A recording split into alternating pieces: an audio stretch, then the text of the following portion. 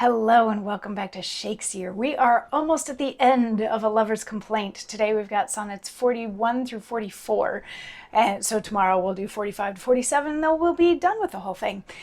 So what we've got so far is there's this very distraught woman ripping up paper and throwing it in the river, and an older gentleman comes and sits down next to her at an appropriate distance to ask her what's wrong, and she starts telling the story of this beautiful man who she fell in love with, and she had heard a lot of other people said that he was really gorgeous and a great lover, and she got kind of curious herself, but she was trying to restrain herself until he started very actively wooing her and laying it on thick, saying the things like, I've never loved anybody until you, it was all lust before, and all of this stuff that all of these people have given me, I'm giving it to you, and even a nun liked me, so that should tell you how great I am and all that thing. And then in yesterday's, he was laying it on super thick and got sort of vulnerable towards the end of it and saying, you should want me, I want to be with you, you have this power over me,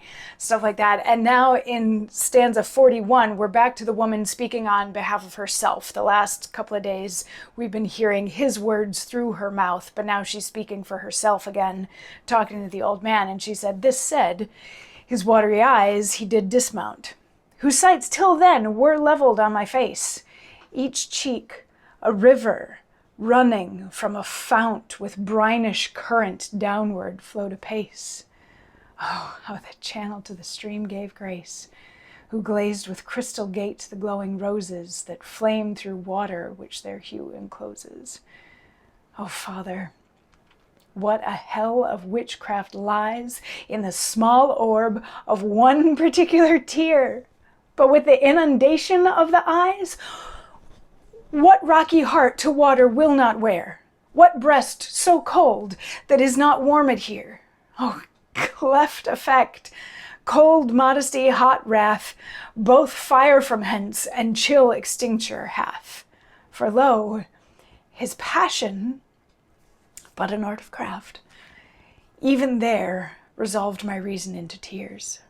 There my white stole of chastity I daft, shook off my sober guards and civil fears, appear to him as he to me appears, all melting, though our drops this difference bore, his poisoned me, and mine did him restore.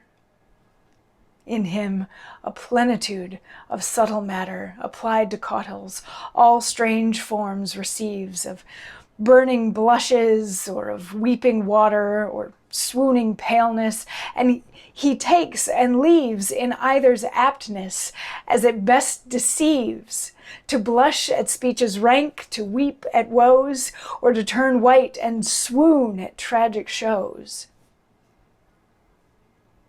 So what she's saying is, after he does all of this massive wooing of her and says all these beautiful things and says he's going to give her all of his jewels and all of that, he then looks away and starts crying. And at that point, she's gone. She's like, he starts crying, so I start crying, and then our clothes are coming off, and what else could I do? She does say that she appeared to him as he appeared to her, all melting, but the difference in their tears in this respect is that his ended up taking away from her what she had wanted to hold on to, whereas hers fed him and fed exactly what he was looking for. But by the end, and even as she's saying, she recognizes that this is what the situation was. But in the last stanza specifically, she's like, he was so fake.